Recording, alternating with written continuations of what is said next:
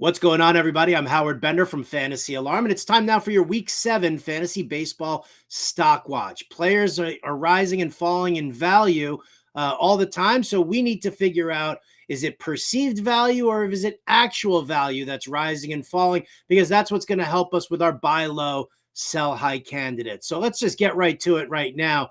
Full article over at fantasyalarm.com. You can go and check that out. But for here right now, let's get to it. The risers. We start with Jose Caballero, second baseman for the Tampa Bay Rays. Now, this guy doesn't hit for power, so don't expect much. His 2 home runs on the season, that's going to be gravy. Anything more is going to be gravy. The key here is the 14 stolen bases on the season, 5 of which have come in the past week. Now, one of the things that we have to watch with Caballero is his batting average. He's batted .278 over the past week, .263 on the season. Now, he does have a low BABIP, and he has shown in the past week that he can draw a walk because he's walking almost 25% of the time just in the last 6 games. If those numbers trend up, well, then guess what? So's the batting average. So that's going to be helpful. Now, we know he's not a great clubhouse guy. Executives have tired of him. It's why he's on his 3rd team, and he's got less than 2 years of major league experience. But if things have clicked here in Tampa Bay, if the speed comes, if the walk rate goes up,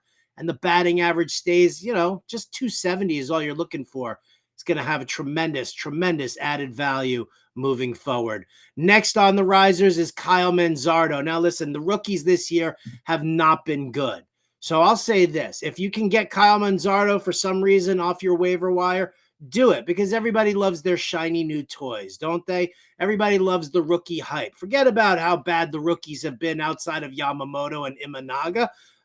Don't worry about that, right? An 0 for 3 with 3 strikeouts in his debut was not a great one for Manzardo, but again, this is perceived value by everybody who wants a power bat. I personally don't think Manzardo is going to be a 30 to 40 home run bat, even in the long run here. So what I would do is the call up here to Cleveland, the playing time that he's going to see, that's going to be some nice value to trade with everybody else. Go find somebody in your league who's looking for a first baseman, looking for some power. See if you can't finagle a trade here and just get him on as a nice sell high for the call-up.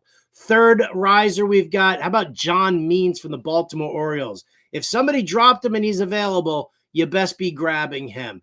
If somebody stashed him on the IL, it might be tough to pry him away from them given how he performed in his first start, but should be worth his weight in gold. The lefty from Baltimore shut out the Reds for 7 innings, allowed 3 hits, no walks, 8 strikeouts.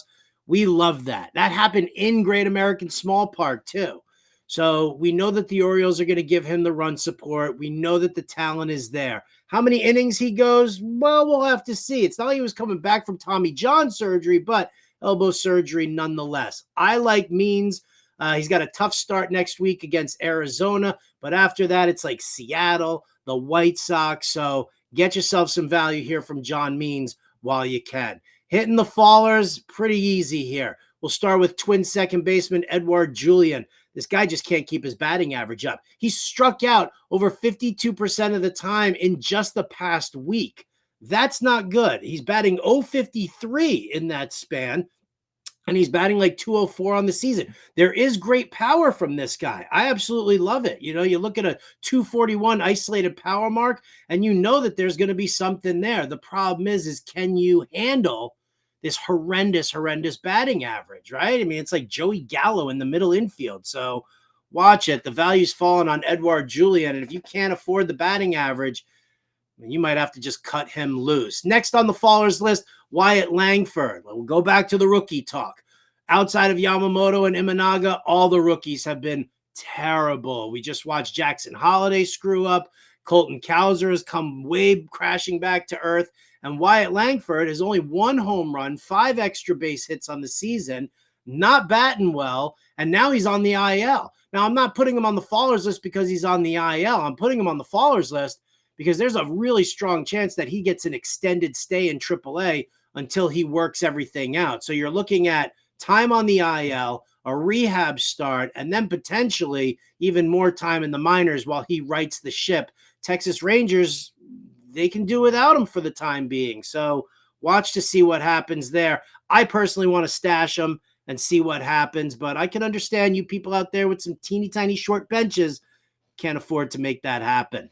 Finally, on the fallers list, Spencer Turnbull. It kills me that a guy with a sub-2 ERA and a sub-1 WHIP has to be on the fallers list, but with Taijuan Walker in the starting rotation, Christopher Sanchez working that as the number 5 starter, Spencer Turnbull has been pushed to the bullpen. The Phillies want to manage his workload. The guy hasn't thrown more than 60 innings in a season since 2019, so they're working him back in slowly. You know that they've got a playoff push, so he's going to be pitching out of the bullpen now for the foreseen future. Now, Walker's not a bastion of health, and Sanchez has hit some speed bumps here. So we could see some spot starts, but that's just not going to cut it for us right now. So keep him on the watch list, but keep him off of your starting roster.